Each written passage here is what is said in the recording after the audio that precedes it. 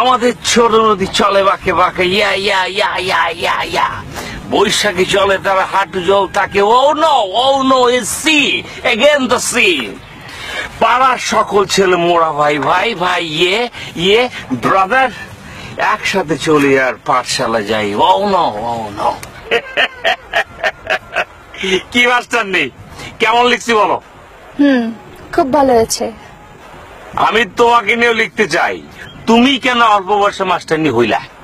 তা লিখতে পারেন, তবে তার জন্য আমি আপনাকে কিছু ইনফরমেশন দিতে পারি। দাও না, আমার হেল্প হবে। আমি ক্লাস 5-এ বৃত্তে পাই। ইয়েস। তারপর ক্লাস 6, 7 বাদ দিয়ে ক্লাস 8-এ ভর্তি হই। ওকে। আবার 8-এও বৃত্তে পাই। ও নো। তারপর এসএসসি, এইচএসসি, অনার্স, মাস্টার্স এক চান্সে পাশ করে ফেলি। হ্যাঁ।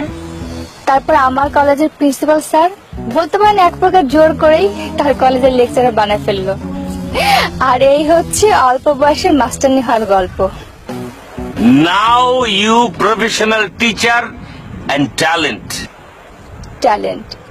বাট আপনি কিন্তু আমার থেকে অনেক বেশি ট্যালেন্ট, আর আপনার রেজাল্ট তো অনেক ভালো ছিল।